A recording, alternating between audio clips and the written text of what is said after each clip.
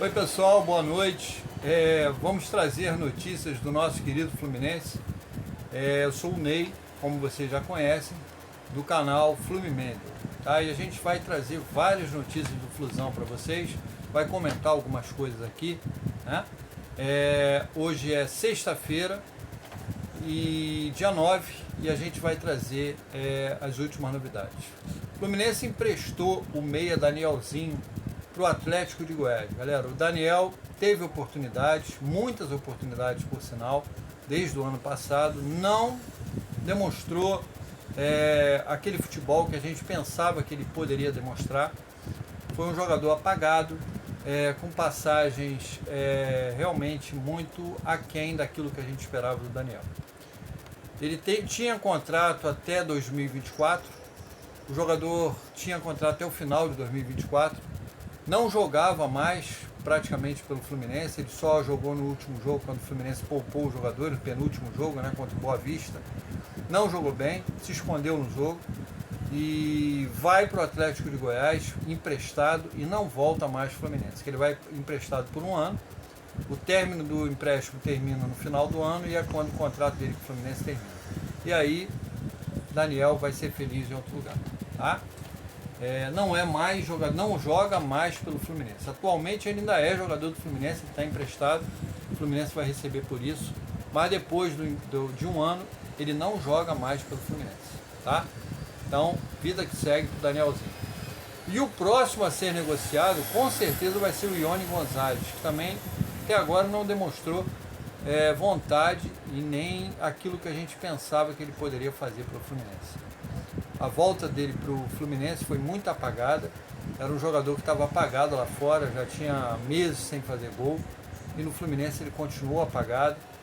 Realmente é uma sombra daquele Ione Gonzalez da primeira passagem. Também é o próximo a ser negociado assim que chegar uma proposta. Tá?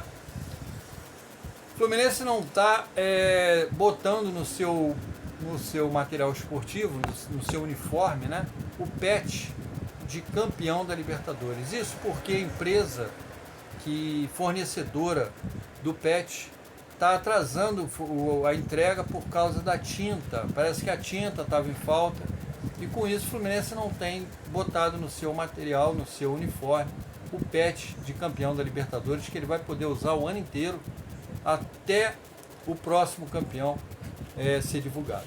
Então, mas a empresa disse que o problema foi na tinta, já está resolvido o problema, que na semana que vem já vai começar a normalizar a entrega do pet. Tá?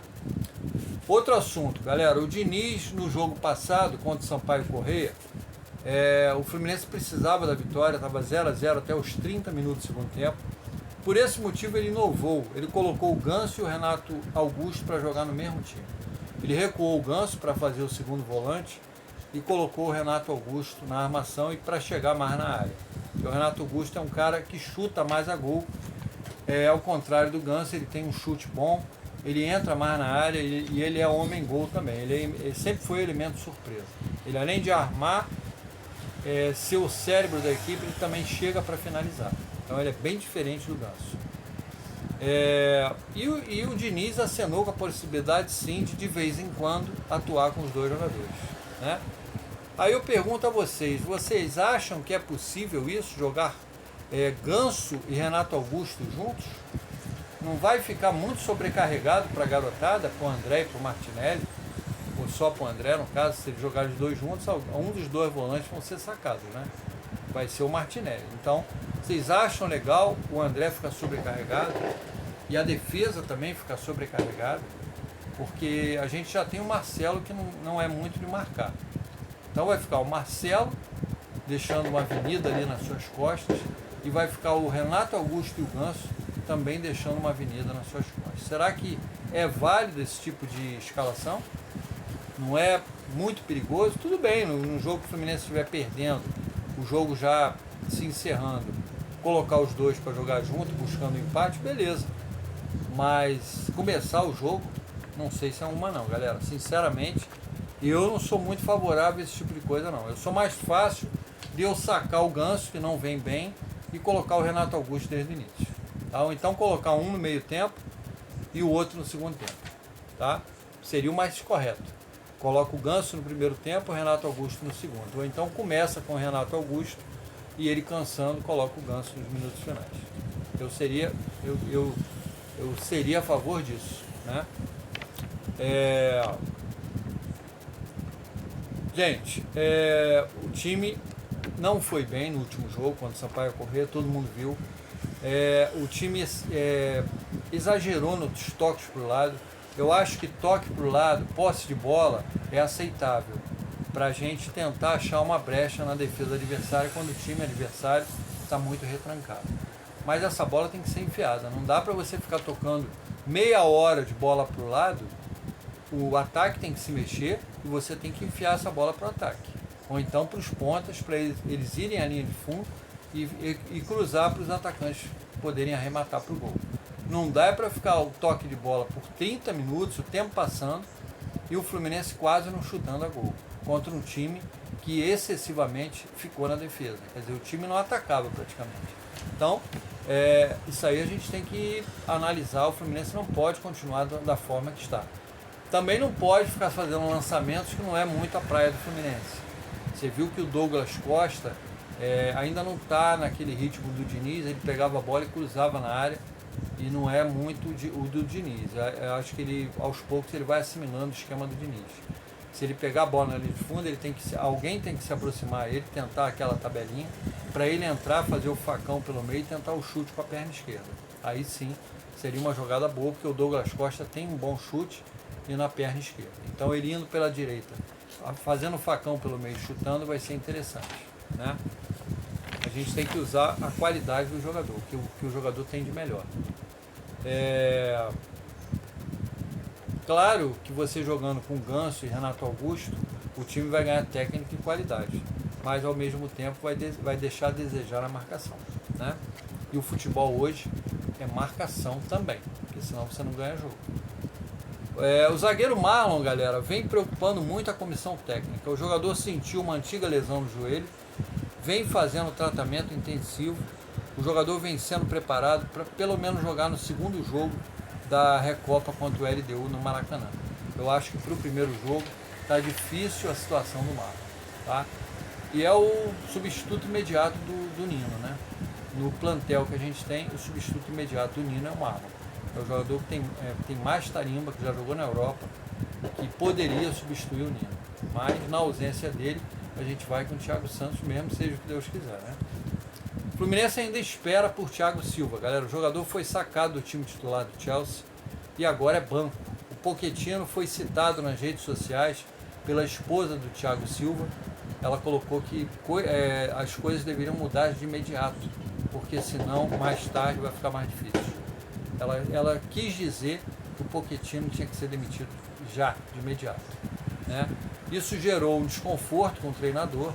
O jogador teve uma conversa reservada com o treinador e o Thiago Silva foi parar no banco de reservas, tá? Então, o jogador tem um contrato até o meio do ano e o Fluminense deverá ser o seu destino final, tá?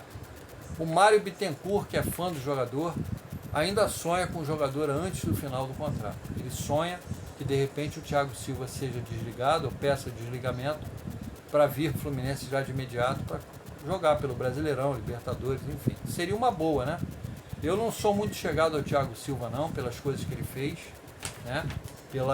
Pelos atos que ele fez contra o meu time, que é o time que eu amo, que é o Fluminense, mas que ele é um bom jogador, ele é um bom jogador. Que ele deixaria essa zaga que a gente tem bem melhor, não tenho dúvida disso, né?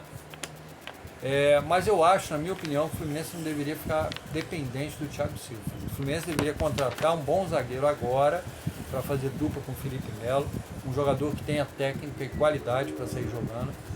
E aí sim, se o Thiago Silva vier depois, aí já vai estar próximo do Davi Braz encerrar o contrato, do Felipe Melo se aposentar. Aí a gente vai ficar com menos zagueiros e aí não tem problema. Eu acho que não dá para esperar.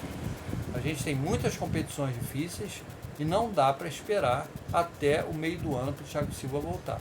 Até porque, até ele voltar, tá bem para jogar, enfim, aí ele vai estar apto para jogar já quase no final do Brasileirão. Então não é por aí, tá? Gente, o próximo jogo do Fluminense é contra o Vasco na próxima quarta-feira, às 21h30 no Maracanã. O Diniz deve escalar o time titular, tá? Não sei se o Samuel Xavier joga. Ele ia voltar agora contra o Sampaio Correia, o Diniz segurou. Talvez ele já tenha condições de jogar contra o Vasco da Gama. Se bem que é um jogo que vai exigir muito do Samuel Xavier, que volta de lesão, então eu não sei se seria uma boa, tá? Mas fica a critério do Diniz. Peço a galera que se inscreva no canal, que deixe o like. É muito importante, como eu já falei, é muito importante o auxílio de vocês nessa hora. Não paga nada e vai ajudar bastante o canal, tá? Peço também que ative as notificações e amanhã vai ter outro vídeo falando de Flusão para vocês, tá? Um abraço, galera, um bom início de carnaval para todos e amanhã a gente vai estar junto, a gente vai gravar vídeo todos os dias de carnaval, tá bom? Fiquem com Deus, boa noite e até amanhã, gente. Saudações tricolores para todos, tá?